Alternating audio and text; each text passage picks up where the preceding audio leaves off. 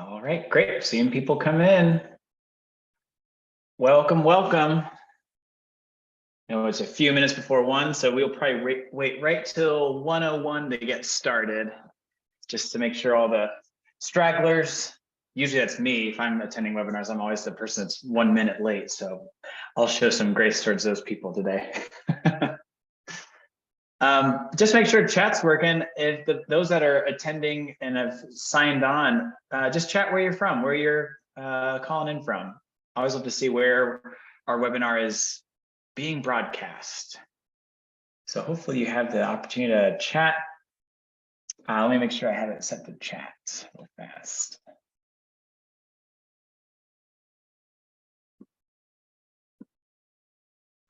There we go. Now see if you can chat in.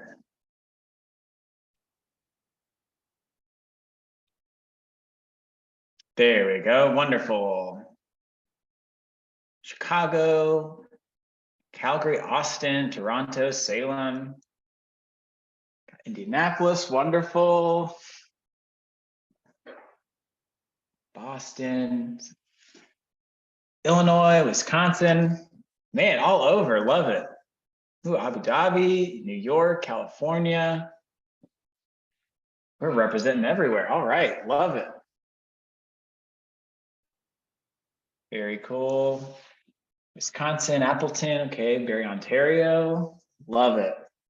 Is it cold everywhere? You can probably see the snow, maybe just a little bit right outside my window there. It is coming down here in Indianapolis. Yes, very cold. Let me start sharing my screen and we are gonna, so you don't have to just keep looking at me this whole time.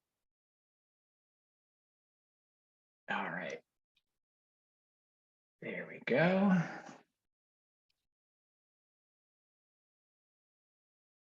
I have so many windows, gotta make sure I get the right setup here. All right. All right, and we're almost at 1:01, so we'll get started in just a few more seconds while people are rolling in. Oh, jealous, sunny and 83 in Miami, okay. I saw that one come through. Beach weather, okay, sunny and 65. All right, now it feels we're rubbing it in a little bit, so I think it's like 35 or almost 40 degrees here in Indy, so a little chilly. But it's pretty. It got big snowflakes coming down. Maybe I'll make a snow angel if we get enough snow today. All right, so make sure you can see my screen. I should be sharing. And just to make sure you're in the right spot, we're doing 5 ways to build relationships and increase donor retention today. So this is part of our nonprofit success webinar series. So just for a little recap, we're going to be focusing on donor retention. Here's a picture of me. Got to show that off just so you know who you're talking to today. I am a support engineer. I've been at Bloomerang for just over 4 years now, and I've kind of touched every department at this point. But I love this company because we have all of our customers are nonprofits, and you get to see all the different missions that people are doing and are fundraising towards, and it's so nice to be able to kind of end your day and realize that all your customers are doing some good in the world. So great place to work. A really great product I'm excited to show off for the M2. So if you are not a Bloomerang customer, that's totally fine. We're going to be talking more about just general, kind of best practices in fundraising, but I will be showing off what Bloomerang has to offer and what you can do is in a CRM like Bloomerang. So excited to show that off. So let's just show the agenda for today.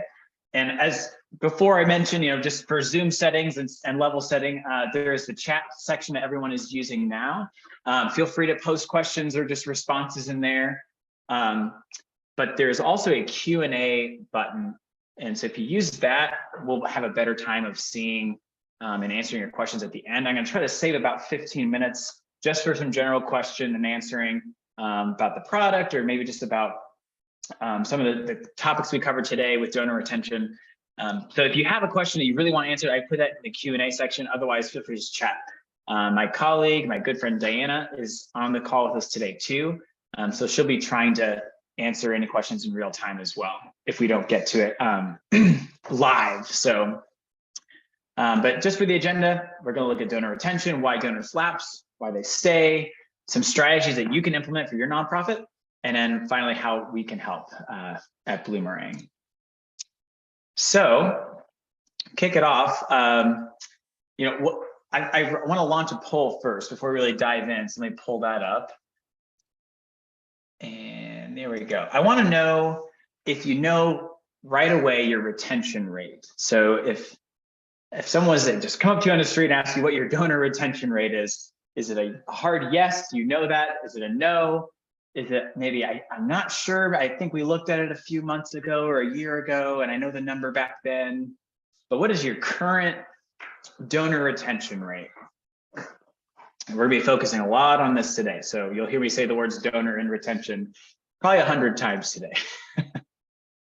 All right, I'll let that go for just a few more seconds. The reason why is, you know, we find it very important towards your fundraising goals to try to increase your donor retention rate. So just having that level set and knowing where your rate is now is good to know how you can grow. So if you have you know, maybe if it's right at the industry average, then you have some room to grow. If you're below, maybe you can really focus on how can I get to you know, somewhat of a more not normal, but have more of an average retention rate. What can we be doing? Or if it's above an average, you should pat yourself on the back. So I'll end that poll. So there we go. I'll even just share those results just so we can all see. So it looks like about half of us said no, and there's about 36% of us that said, yes, I do know. So that's really great.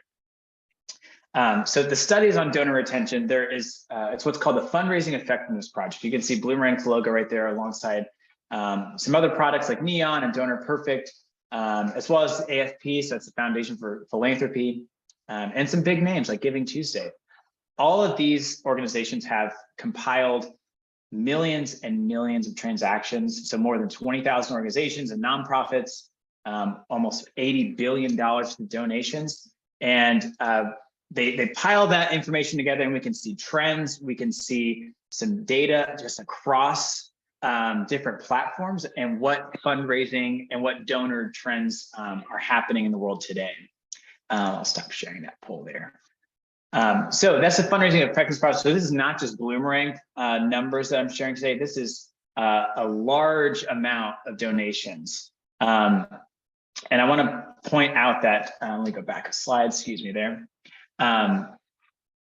So donor retention rate, just before we kind of really dive in, that is, if you look at 2 years. So we typically look at retention rates on a yearly basis. So you need 2 years worth of data.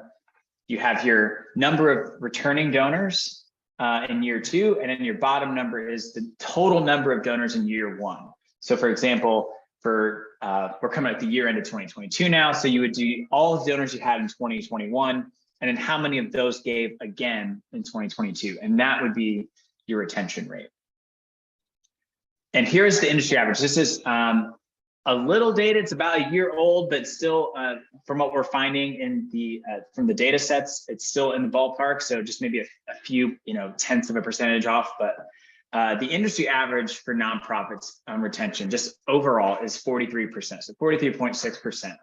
I mean, notice we have these leaky buckets, and that's there for a reason. You know, your donors. It's like if you put all of them into a bucket and you want to retain them. So think about if you had 100 donors in 2021, industry average, only 43 are going to come back next year. The average for a first-time donor, so someone that has never given your organization before, is less than 20%. So that really puts in perspective. So if you have 100 brand new donors, you are doing all the campaigns, you are reaching out and doing new outreach to acquire donors. If you gain 100 in 1 year, the average retention is only 20. So only 20 are going to come back the next year. So that is a large hole in the bucket. So you can see that leaky bucket is just spilling everywhere in this case. And I want to know the last number is the repeat donors. So a donor that has given more than one gift in a time span. So if they give more than one gift in that year, that retention rate jumps dramatically to almost 60%. So that's what we're focusing on today, is how can you turn those first-time donors into a repeat donor? A lot of the tools in Bloomerang point to this principle here, is how can you take the life cycle of a new donor and ensure that they're going to have that second gift or that repeat gift, and then essentially be boosting that retention rate for your nonprofit.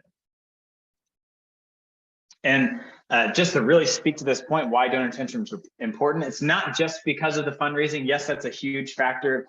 And obviously you want to be raising as many, as much funds as you can, but spend fewer marketing dollars on acquisition. So thinking about, do more focus and point more of resources towards retention and those donors you already have versus trying to acquire new donors. Typically is less expensive to try to retain versus acquire. You can devote more time to securing those legacy gifts, access to more committed volunteers. We find that as you retain donors, they build that relationship, and then they're more likely to volunteer and do other services and activities for your nonprofit. And then, honestly, it's more fun to work with donors that have been around for a while. So it can feel exhausting if there's a churn that's constant in your nonprofit and fundraising efforts. So having donors where you see the names over and over, getting to know them, building those relationships is huge. So those are some of the quote unquote fringe benefits of donor retention. And this is a real example of what it can do for your nonprofit. So there's a lot of numbers on this table, but what I want to point out is on the left in the orange, this is like the kind of industry average original retention rate. On the right is if a nonprofit was to boost the retention rate just by 10 points, so 10%. So you look on the left, just to break this down, if you're starting with 5,000 donors, you can see this top column, average get to 200. You're looking at only about a 10-year span of this is assuming you don't acquire new donors. It's as if you kind of had a vacuum of only 41% retention.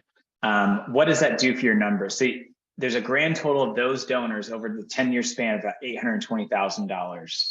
Now, if you look on the right, if you were to increase retention, so instead of only bringing back 41% of your donors, you brought back 51% of your donors. Not only are you extending the lifetime of these donors, so instead of just 10 years of funds, we extend all the way to 14. And then look at the number difference. Instead of just 820,000, we're increasing our total by $450,000 of fundraising. So that's incredibly exciting to think about, that it's not these dramatic retention rates that we need to be pushing for. We don't need to bump up by 20 or 30 or 40%. Just 10% alone, even 5% can really make a huge difference for your nonprofit. All right, so let's take a look at why donors lapse. This is the heart of why, essentially why the retention rate is not 100%. We need to understand, well, why does someone leave?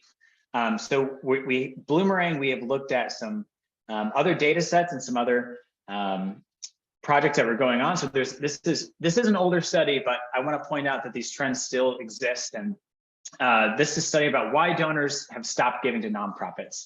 And in this survey, we can see that the reasons I've highlighted in green are what I consider reasons that nonprofits could work on, things that we could improve with not too much of a heavy lift. So reasons are, they thought the charity didn't need them anymore. The donors just thought, no, they weren't understanding where the money was being used, no memory of them supporting. Maybe they just, maybe randomly signed up or did a text to give and they just forgot about it. They never got thanked for donating. There's poor communication about their donation and what it did. And then those last 3 points of, they just thought another charity was more deserving. Maybe they could no longer afford the gift that they were planning on giving, or there was that donor has passed, and so that gift is just no longer there. But the 5 in green, I think are easier lifts. It's hard to address, obviously, if they can't afford no longer, or if they are looking at other charities that maybe they resonate more with, but 13% and 18%. So almost, you're looking at 30% of the donors that didn't come back, either just said they never got thanked or that they had poor communication. So that is huge. So what we are looking at Bloomerang is how can we thank donors faster, thank them more efficiently, because focusing on just the thank aspect of the gift is already, you're grabbing that and possibly another 30% of those donors. So that could have been lapsing. So things to think about as we move forward. So again, I want to point out on the flip side of maybe why donors don't lapse, but why do they stay? So this is another poll that this was by Donor Voice, but why donors continue to give. And the top 7 reasons were they perceive the organization to be effective, they know what to expect. We're going to talk about that in a few slides. How to set up your nonprofits to know that you're not going to blindside donors with information, receiving a timely thank you, making their views known. So do your donors feel like they have input into the process, into the nonprofit's mission? Do they feel like they're a part of what's going on? And that's point 5, is feel like they're a part of that important cause, feeling appreciated. And then that last point, which I highlighted, is donor receives info about who's being helped. And that ties into this next point I'm going to pull up, but I can't emphasize this enough of just in showing your donors how their money is being used, how the funds are going to help the community, is one of the biggest things you can do to increase donor retention. So this one is a 2021 study by the IU School of Philanthropy. And they interviewed what they called hyper loyal donors. So these are donors that have given over a long span of time and have given major gifts as well. So these are very loyal donors. And so from this poll, they want to know, all right, what do they prefer to get from organizations? What kind of communications do they, what kind of keeps them giving to that organization? And more than half said it's the stories and experiences shared by the people that their gifts have helped. And then the other points of the poll were they got frequent updates. They liked getting emails about their impact and heartfelt thank yous. And about quarter said they liked getting communication about interactive webinars and some other things about their organization's mission. But I'm highlighting that top point of sharing the stories and experiences of how your gift is helping is a huge way to make sure your donors are sticking around. So now that we've kind of seen what needs to happen, why donors lapse, why donors stay, why it's important to even focus on retention, what are those things that you can do? So I know we've been touching on those points. We're going to dive deeper into these, some really practical examples here. Number 1, segmentation. This is a really practical step to take as a nonprofit. How can you not just do a full blast to your whole donor base at once, but how can you segment your lists and make sure that your communication is tailored to the different types of donors you have? So I want to point out one of our customers. They generated over $17,000 just from one email campaign. And what they did is they split it into 3 ways, 3 different segments. You can even see from the templates, they didn't change really a ton about the actual layout, but even just changing some of the keywords and the different links. Notice in the middle, they have like a give today for this. I believe the center one was for like a single donor and reaching back out, whereas on the first one and the third one are their monthly givers, monthly donors, and how can they increase that monthly donation. But even just tailoring whether they're a monthly donor or a one-time donor that's still segmentation. So don't feel like you have to have the secret sauce of a very tailored recommendation of an email. It can just be your one-time donors versus your monthly donors. Simple as that. And for those that would like some examples of other segments, this is some of our favorite segments here at Bloomerang. So how do you reach out to your first-time donors? How do you reach out to monthly donors and your lapsed donors, volunteers who've never donated, donors who have shared feedback? And on a side note of that, do you have feedback channels for your donors? How do they have an ability to share their ideas and their feelings about your organization? Other segments could be social media followers who've interacted with you. How do you track that? How do you track those that have maybe interacted or liked posts or commented on posts or shared posts? Don't let that data go to waste. Find a way to get a list of those. And then long-term donors. That can look different with certain organizations. Maybe it's just people who've given 3 years in a row. Maybe it's 5 years in a row. Maybe it's even on a monthly basis. But how do you, obviously segments can be different by any nonprofit, but these are some general guidelines of segments that you can work on and tailor communications. Second, which falls in line with segmentation, but it's personal touch. So not just creating that audience, but how are you making it feel like a personal outreach and a personal touch? I love this. This is an example of a donation. So from Stephen, and he got a personal email back from the director of development.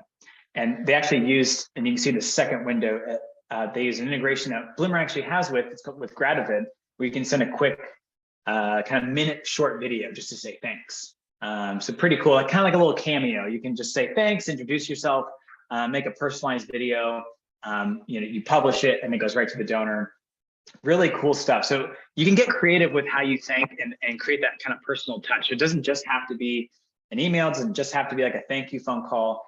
You can get creative out there. But I think that the key point in all of this is no matter what the medium is, whether it's a phone call, a video message like this or an email, how can you make it feel personable? So maybe have it come from one of your director's email addresses. Maybe have a board member reach out personally. So don't always make things mass emails. There's a time and place for mass emails, but see how you can integrate personal emails and one-off emails into your fundraising strategy.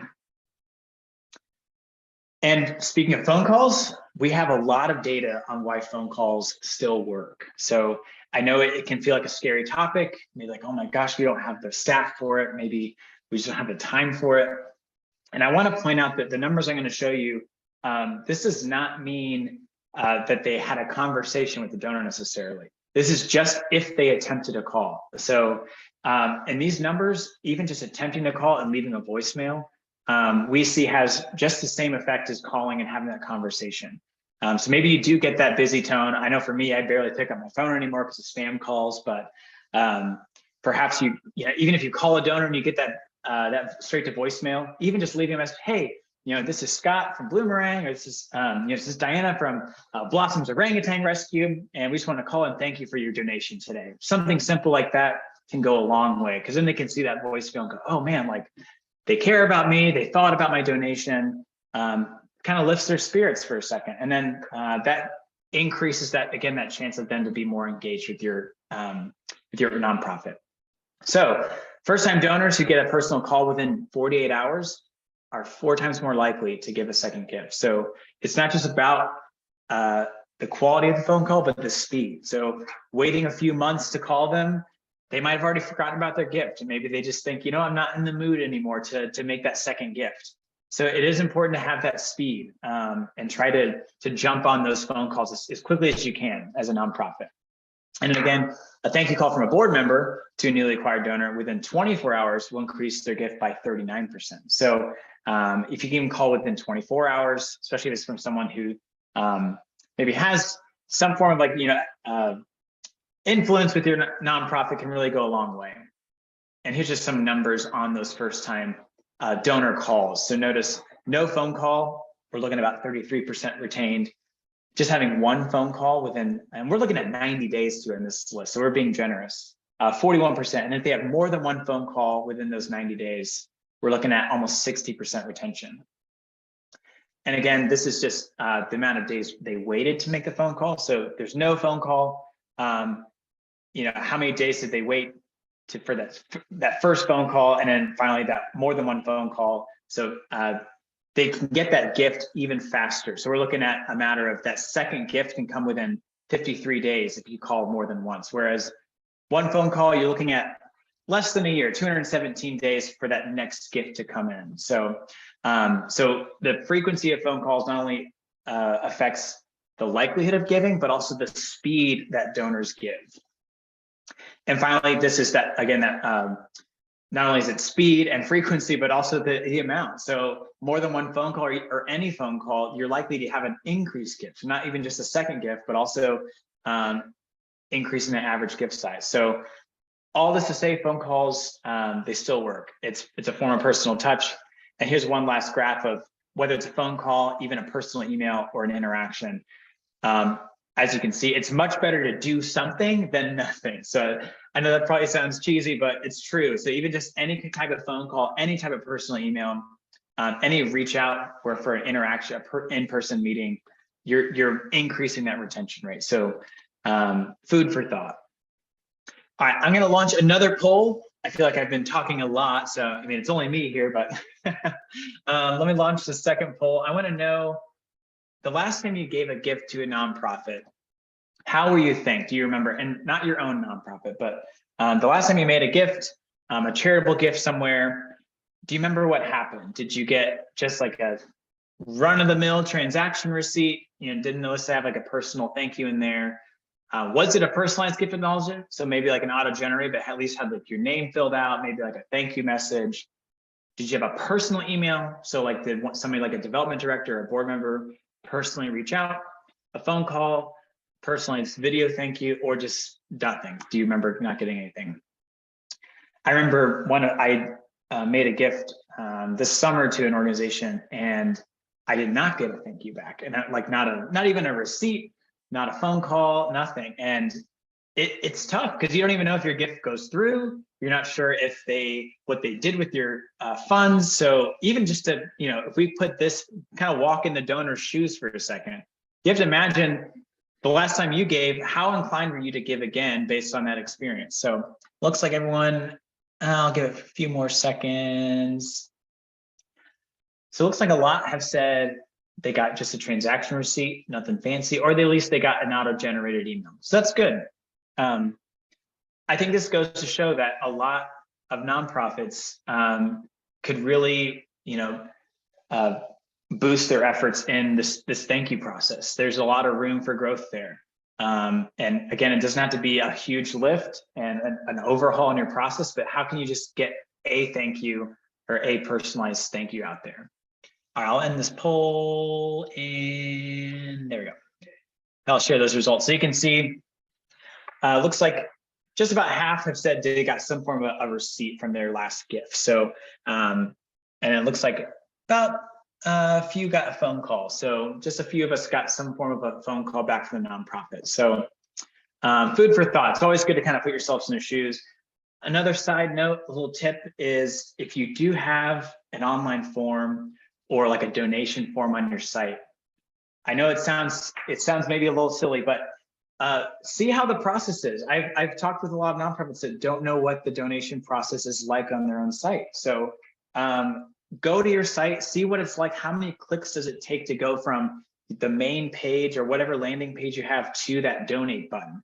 Are they clicking a lot? Is it all the way down the page? So find ways to make it easy for those donors to find your donation page and find that submit button and be able to give to your nonprofit. Okay, third point, cultivation. So what this is, besides just personal touch, but this is kind of setting the roadmap for your donors. So how can you show them what's coming next? This is a great strategy. It's not just thanking, it's not just reaching out to acquire information, but it's a smart move to give them the next step and make sure they're not blindsided by whatever needs to happen next. And many times nonprofits will just say thank you, and then there's nothing until maybe like a year-end letter or a newsletter that comes out. But how can you say, hey, thank you for your gift? And as you can see in this example here, what I love is it's so simple, but they say a tax letter with the details of your gift will be sent to the address next month. So that donor already knows, okay, I have a next step. I'm going to be getting this receipt in the mail. I can expect it. So I know I'm not just going to get some random letter and wonder why I should open this letter. So small details like this can go a long way. So College Venture for Kids kind of uses this approach here. Really love that. And then they also have some call to actions for them to follow on social media. So it doesn't have to be always, how can you give again or increase your gift? That next step could just be, hey, sign up for a newsletter, or hey, follow us on social media. Give the donor some form of a next step or call to action as you're thinking. This is a really great piece for cultivation. So this is Girls Inc. And what I love, and it's Girls Inc. of Greater Indianapolis. So here, one of our local nonprofits. What I love is they'll send out this newsletters to their donors. And on the left, you can see it's hand signed by their VP of development. I love that she just put, "We are grateful for you." Just a small personal touch there. And on the right, really cool idea. I don't know if you can see, but they have like one of those packets that's attached to their newsletter there, and you can like put that in like a cup of water, I think, and it will blossom a plant right there for you. So small ways to say, creative ways to say thanks, kind of make sure they feel appreciated. And then it has some next steps. So it's sharing the story of how their funds are going to use. And it also gives them those next steps of what do I expect from the nonprofit that I just gave to.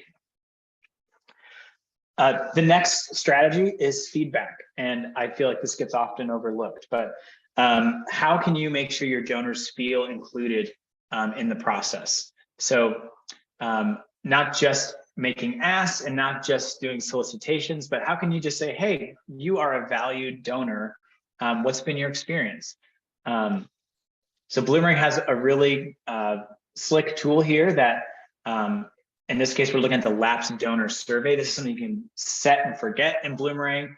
You just enable it. And then what this will do is when someone is in that lapsed state, so when they've reached a certain amount of days where they have not given, we will automatically send out this poll and they can provide feedback. So here you can see this example will say, if you're no longer donating to Blossom's Orangutan Rescue, why did you stop giving? And this might feel a little backwards of like, well, why are they telling me why they're not going to give? But people surprisingly will share results of why they are no longer giving. And that's valuable data. You can see maybe they did just accidentally give for some reason, or maybe they wanted to end their gift earlier, or they felt pressured into giving for certain reasons. Any of those ideas or any of those areas can be areas of growth for your nonprofit. So, so for those lapsed donors, getting their feedback so then you can work on ways to alleviate some of those lapsed areas. So maybe you see a trend of, yeah, I just didn't feel like I was thanked properly. Then you know you have your marching orders of, all right, how can we thank donors in a more efficient way? We also have surveys for not just lapsed donors, but for your new donors or for your existing donors, just to get their feedback on, hey, why are you still giving? What inspires you to give? And get information on what keeps them around. So feedback is a great strategy, not only for you to grow, but also it makes those donors who are currently giving feel like they're a part of the process.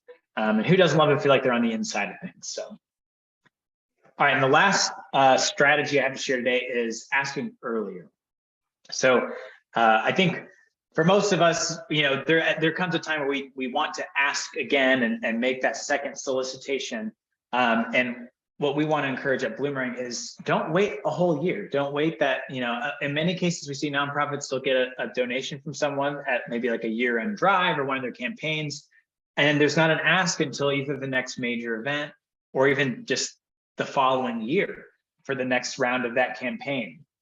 And what I want to point out is don't be afraid to ask again and earlier. So we saw the vast majority of donors who ever give again do so in the first 18 months. And notice that here in highlight the green, 45% will do so in the first 6 months. So those that are repeat donors, almost half of them will give in that first 6 months. So think about ways of how can you approach your donors within those first 6 months, even those first 90 days to try to secure that second gift. And I want to highlight, this is like a 90-day sample communication plan. So we can kind of walk through and see each step of how you could set up a campaign and set up a plan to make sure donors are thanked properly, they're engaged, they have personal touches, and then there's that second gift appeal. So day 0 is that donation received. Then you have a thank you call on day 2. And then you can see there's day 5, how can you maybe send a mailer to them? Day 10, send a survey. Maybe it's part 1 of the engagement surveys. Maybe it's just a personal survey that you can set up and send. And then here we have, from day 10 to day 50 is how can you send emails to include them on what's happening with your organization? Maybe you invite them as like a tour invitation if you have facilities. It could even be a virtual tour. I've been on one of those, and I will say they're surprisingly fun. I did one for, it was an animal rescue farm, and it was in the middle of pandemic. And I remember thinking, oh, this might not be that great. It's going to be on Zoom. Why would I want to visit a farm on Zoom? But it was actually a blast. And it really got me to be engaged with this nonprofit. So So even something like a virtual tour to someone who is engaged can go a long distance. Then a stewardship mail piece, and then like a phone call. How can you, maybe by day 70, have another phone call reach out? And then after all those touch points, at this point, if they are engaged, don't be afraid to make that second gift and that second solicitation, and try to secure that repeat gift for that donor. So I want to kind of cap off this part of the presentation with one of our own customers. This is Coburn Place. They do tremendous work here in Indianapolis. And as a customer, before Bloomerang, they were at a 35% retention rate. So just below the industry average for retention rate. And then after Bloomerang, about a year into using Bloomerang, I believe that number was up to 48%. So, and that's where it's currently floating around, is at 48% as I was checking on their numbers. And this is what Julie said, one of their system development directors, is the quality of constituent communication has improved.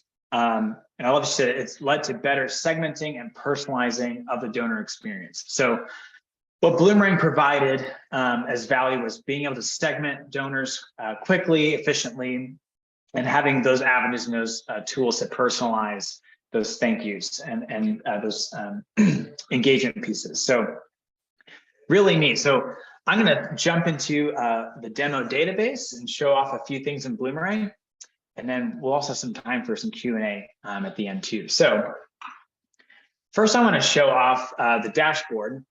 And here you can see that right off the bat, we're making donor retention front and center. So here we have our retention wheel. And in my demo, I have a crazy high retention rate of 70%.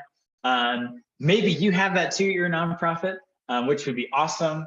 But in this case, I've been retaining 70% of my 40 donors that you can see here. On my right, I have my donor call list. So what this does is Bloomerang will prompt you as there's new donations to come in. If someone has a phone number and they're a brand new donor, we make it as crystal clear as possible that, hey, you should reach out to these three here. They're new donors, and try to do so within that first week. So we have these up here for that first 7 days. And as we were showing earlier, if you can try to get that in the first 2 days, even better. But as long as you're doing something, that's the best you can do. And then here we also have our campaign progress. So my different campaigns that I'm running, and then below here are my tasks. But I want to show off some of our donation forms. So this is using our Kindful fundraising integration here, but I can just click donate. I love this right off the bat, like we were talking about earlier, right on their donation page. It's clear. I love it's playful. They have Donate Meow. This is Humane Society of Macomb. So you click on Donate Meow, and this will pop up right on the screen, and they can have their suggested amounts. They can start a monthly giving program, and then they can enter the information and submit a donation right there. What I also love about Humane Society, what they've done is below, they've created these different campaigns. So there's just like a general donation form. They have like a memorial fund. But I love that they've set up a different campaign page for each of these. So if I go to like, for example, this Create Your Own Legacy, let's see, I think it was this. Yeah, right here, Make an Impact. So here they set up a campaign page so you can have a little bit more about what they're giving to you. So it doesn't just have to be a pop-up, it can be a dedicated landing page. And then again, they can enter their amount and a frequency and be able to submit that recurring donation. And that all flows right into Bloomerang. So pretty cool stuff. So really the sky's the limit with how you want to customize donation pages. Keep things simple. If you want to have more of a dedicated landing page, all that to say, once that donation is submitted, then it will be added right here to your dashboard, and you should see your first-time donors. So what you can do as far as your donor life cycle, so how do you handle these new donors in Bloomerang? So let's say here, I have John Smith, and he's a first-time donor today with $100. I can click on his name, see a little bit more info about John, and I can click Convert to Task. So let's say maybe I'm not the one that will be reaching out. Maybe I have another staff member, another team member that can be handling these calls. I can just convert this right to a task. I can either assign this to myself or maybe to another user in my database here. I can assign it a purpose. So maybe it's impact and cultivation, and it's going to be on the phone. You can add a personal note. Maybe just say John knows Scott. So something like that. And you can save that task. And now that'll be assigned. That user will get an email notification so they know, hey, this is what I need to do. And then that will pop up in their task list down here. So pretty nifty. I love this dashboard setup for Bloomerang. So there we go, just like that. So my task here. Here's the ones that have been assigned to me. So I have one coming up with Harry on November 18th. So next is outside of first-time donor call list here, I want to show off how to make a personalized segment. So Bloomerang, we can make this super easy. So if I want to make a communication towards my lapsed donors from this year, on my donor retention wheel here, I can click on this unhighlighted area. So this is my lapsed donors, those that have not made that second gift. So I just click on this part of the wheel. It's auto-generating this report. So boom, I have my 12 lapsed households. And what I can do then is I can save this. Maybe I just want one, I could schedule this. So if I want to have a recurring report going to my board members or part of my staff, just any report can be scheduled and be sent out to a number of email addresses. So pretty cool feature. But I'm going to just save this as here. We'll see our retention campaign report. So now that's saved. So now if I wanted to make like an email and send this directly to these this segment, I'll just go to the email section here. And then I could make a new one. I have one already started. It's called this November retention campaign. I'm going to click on that. And up here, you'll notice there's 4 tabs. So I can design my email right here in Bloomerang, just drag and drop elements. I can have this link to my donate page. I can add other images and social media icons, video thumbnails, all sorts. Honestly, the customization, if you're familiar with tools like MailChimp, it's very similar. I think it's very easy to use. Just a matter of dragging and dropping elements where you need them. What I love is there's a preview layout, so you can see what your email looks like on desktop or mobile. So these email templates are mobile friendly. As our research shows, most people open emails on their phone nowadays, so it's crucial to check how emails will look in a mobile setting. So you can preview there. Now, if I want to go to my filters, what I can do is that segment we created earlier, I can just go to add filter, go is in a report, and then we'll select my retention report that we just created, retention campaign report. And I'll click OK. And then that's going to bring in that exact list of people once that loads there. So then I could go to save and preview. And then what we're going to see is Bloomerang will do all the work of as you're sending an email. It will show up. It will make sure that everyone has an email address, that they are opted in. I think my internet's running a little slow right now. So essentially, once they hit save and keep editing, you'll have a preview page. There we go. So I can see from my list of 12, I found 4 emails that are going to be sent. 3 of those are skipped. I can see why they got skipped. Looks like I have a bad email address here. And then these 2 opted out of emails. So Bloomerang takes a lot of the guesswork out of sending emails, so you don't have to worry about, oh my gosh, should they opt out? Do they have a good email address? Well, how do I know I'm not just sending to people who have requested not to be on these? So Bloomerang automatically skips those. I can see a design preview of exactly what they're going to receive. And then I can schedule this for later. Maybe I want to send this tomorrow morning. So I can go, I want to send it just once, and I'll do tomorrow. And I'll say 10:30 a.m. Saved and scheduled. And now I can see on this email list page, my retention campaign is now scheduled for tomorrow to send to that list. You can use that report that we built anywhere else, so in Bloomerang. So as our retention campaign report lives here, Maybe I want to send a mail piece as well. I could create a new letter, and I could do the same thing. I just call this test real fast. Oh, test 3. There we go. I can go back to my filter and do the same thing. So it's not just in emails, but I can also just pull it into my letter report. Retention.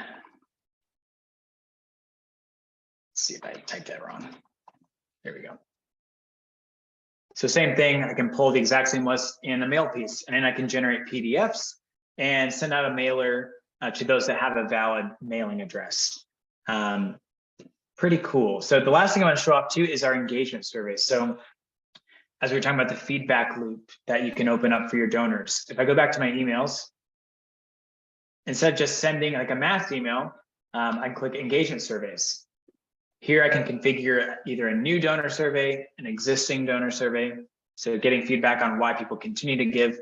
Here I have set up my lapsed donor survey. So this will automatically send out to those that after a year of not giving, we will then send them a poll of, why have you stopped giving? So you can customize this. This is a very basic setup right now, but you can customize this email as well, put in your logo and all that, change, add images and text. And then once you hit save and you enable this survey, it will automatically send. And then you can track responses, so you can see what the overall response and trends of your donors is. And then you can also check the deliverability and see how these are performed with just click rates and if people have opened these. So that is just a super fast donor lifecycle and some of the tools that Bloomerang has to offer. I know we have about 15 minutes left, so I'm gonna jump through the Q&A section and some of the chat. And if there's any outstanding questions about donor retention or Bloomerang, I'd be happy to help. I wanna share one more poll for everyone. I saw the last one going. I'll just leave this one in the background, but if you do want extra follow-up, if you would like a tailored demo of Bloomerang, feel free to fill out this poll. And we will get back to you, and we will make sure that our team will follow up and provide you with more information on Bloomerang. So no pressure poll, but if you are interested, we can certainly follow up. All right, let's check out the chat in the QA section. I'm gonna pull that up real fast. Oh, Sari, really great question. What are some good reasons to call someone besides thanking them for a donation? One really great call out, and this is more of a practical thing, is to get updated information. So in many cases, it can be a pain if someone's address is out of date, or if like their credit card by chance maybe is no longer working. I've seen that happen. Instead of just trying to circumnavigate those situations, turn that into an interaction. So go, hey, we noticed that you moved, or we noticed that this address is no longer. So just calling to get updated information is always an easy touch point. Some other examples is it could just be based on what's happening. So maybe it is like a birthday call, and you track their birthday. That can be a great way, a touch point. Or if there's particular events coming up, even just an invitation to those personally. So, hey, we just want to reach out as a, just if there's an event coming along, like, hey, we want to do a tour invitation. We're thinking of you as one of our beloved donors. So it doesn't just have to be a thank you for a gift. It can be an invitation to something. It could just be a request for more information. And make those warm and personable. So even if it's something as boring as just, we just need to get the right zip code for you. Maybe, you didn't mark it down on one of the surveys we had. Stuff like that can be a great way, especially if they pick up, to get interaction with donors. Great question. Are these features sending emails also available in Kindful? Yes, so if you were to be looking at Kindful, so Bloomerang has, just for reference, Bloomerang has acquired Kindful, so the Kindful fundraising tools are available in Bloomerang and sync together. If you have that as part of your subscription, but Kindle does have email tools available in it as well. But Bloomerang specifically does have emails available, as I was showing off today. So yeah, if you have particular questions with that, I'd be happy to answer. All right, any other questions? I'm gonna look through the chat. I think I went through all the Q&A ones. Feel free to chat in now if you have any other questions, or if you want to see something about Bloomerang, I'd be happy to show that off as well.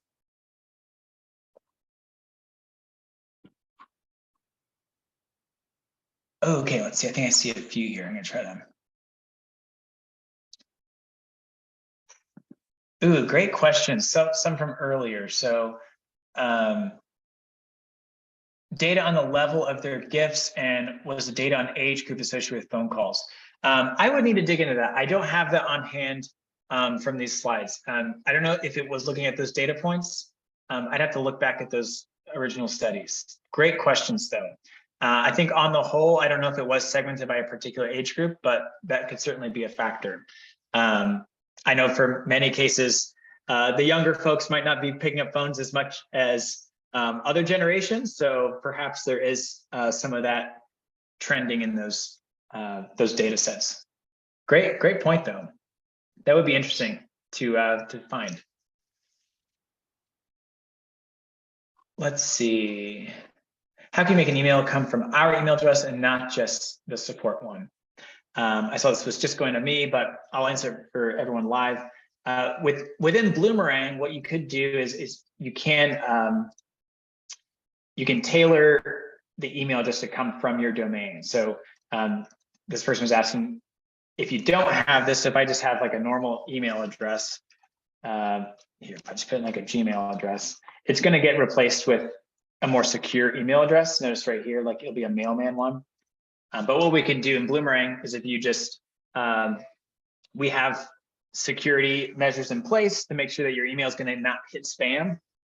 So once you are a Bloomerang customer, we can set up your email address to be sending from your domain. That way it's more personal outreach. So great question there.